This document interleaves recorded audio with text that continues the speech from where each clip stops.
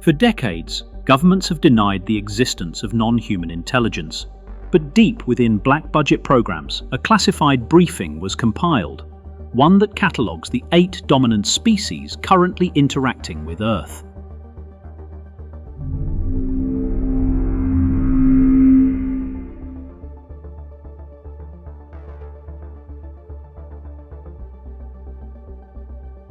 The Greys are said to originate from the Zeta Reticuli system, a binary star pair located 39 light-years from Earth. But some suggest they no longer have a home, only vessels. Their world, if it ever existed, is now a ruin, cold, lifeless, artificial, a place where biology was sacrificed for survival. They are described as short, 3 to 4 feet tall, pale grey skin, large bulbous heads, thin limbs. Their eyes large and black. Their craft defy explanation. Silent, seamless, and often responsive to thought. Inside there are no controls, only chambers and the table. Encounters follow a pattern: paralysis, missing time, and surgical precision. No empathy, no cruelty, just function. Some believe they are a dying race, scavenging genetic material in a desperate bid to preserve themselves.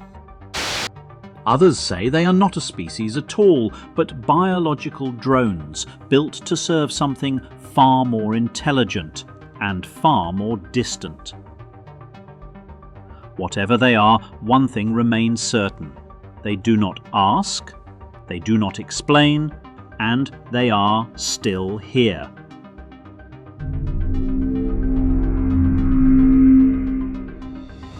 They don't hide in shadows. They arrive in light. Described as tall, fair-skinned, with blonde hair and blue eyes, the Nordics appear human.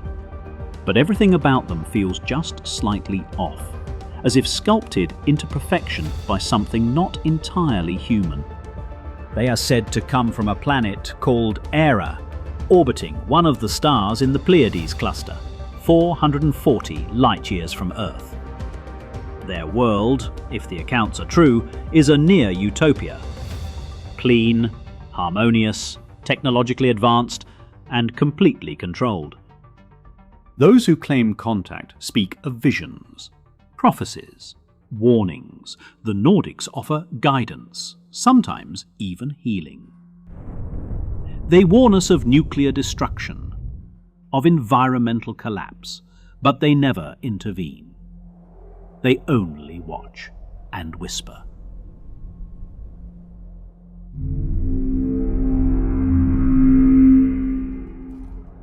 If the Greys are scientists and the Nordics watchers, then the Reptilians are something else entirely.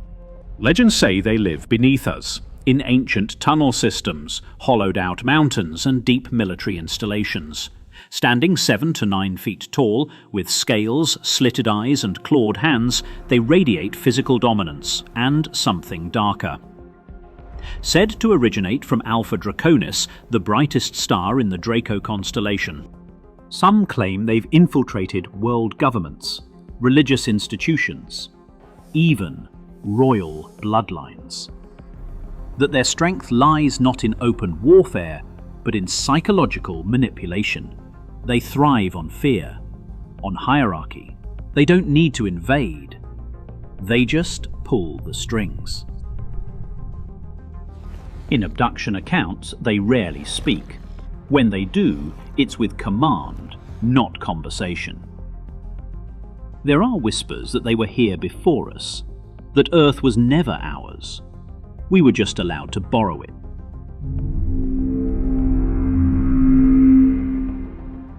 Some beings don't arrive in ships, they arrive in frequency.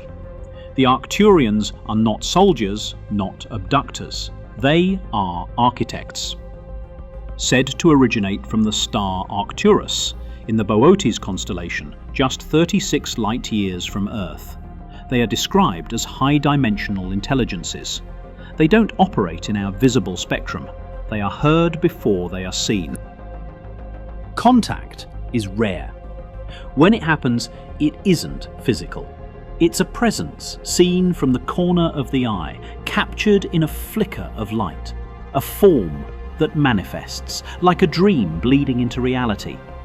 Their appearance is less important than their presence. They are said to be protectors of Earth, of balance, of dimensional thresholds we barely understand. To some, they are guardians of consciousness. To others, they are gatekeepers. They do not intervene, they elevate. They are peaceful, but contact is not always gentle. Temporary disorientation sometimes occurs, intense emotional releases. Their presence bypasses logic, sometimes arriving as visions, symbols, sudden knowing. They don't conquer, they don't command, they awaken.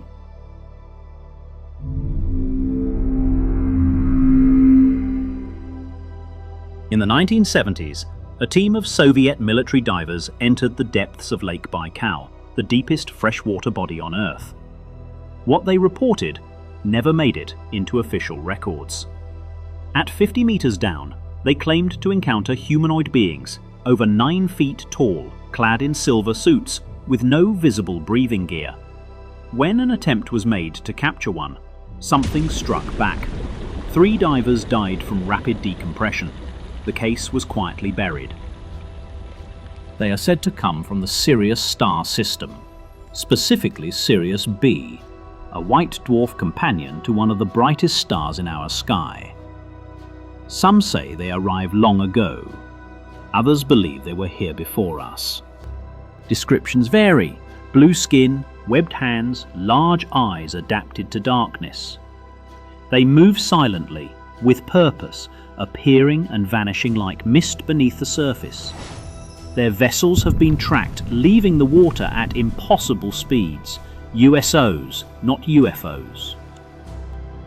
Whispers of their influence echo through Atlantis, ancient Egypt, even the Dogon tribe of Mali, who somehow knew of Sirius B before any telescope. Are they caretakers, remnants of a forgotten age, or something deeper? Guardians of Earth's water, our planet's oldest memory. Whatever they are, they came from above, and now they come from below.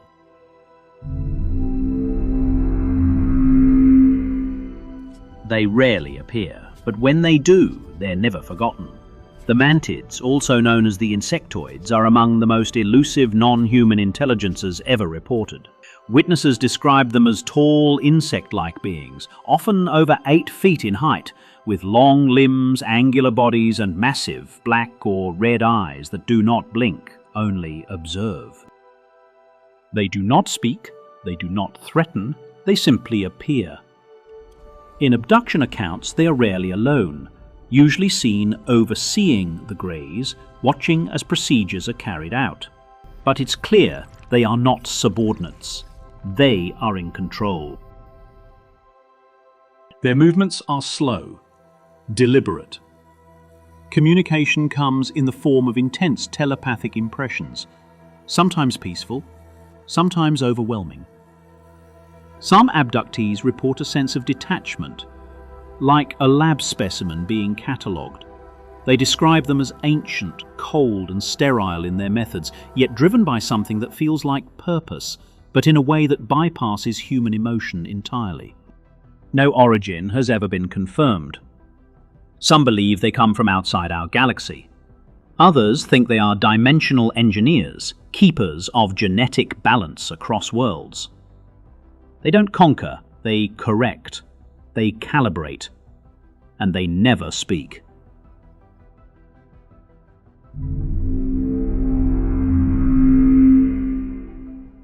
Before the wars, before the migrations, before the human story began, there were the Lyrans, said to originate from the Lyra constellation, particularly the star Vega.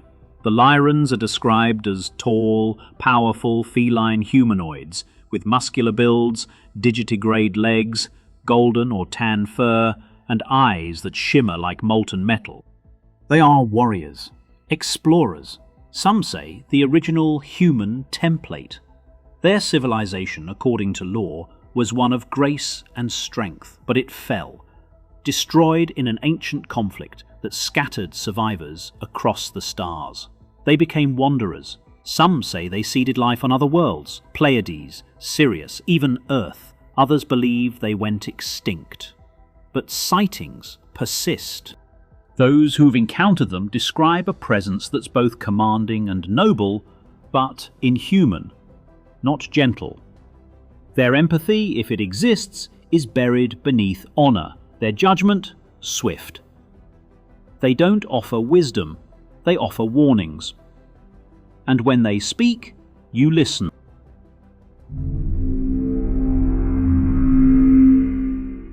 We call them aliens, visitors, outsiders. But what if we're wrong? What if they never came from the stars? What if they were always here, just out of phase, just beneath the surface, waiting?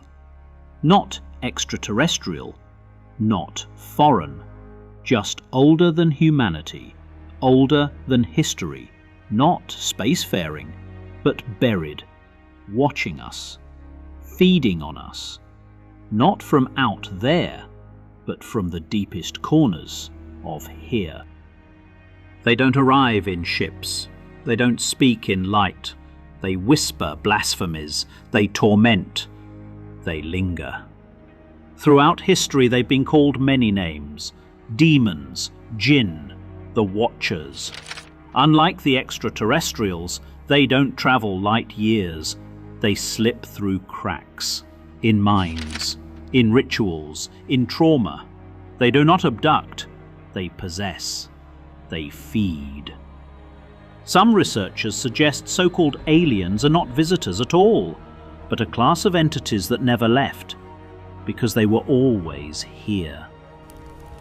They thrive on secrecy, deceit, chaos, and fear.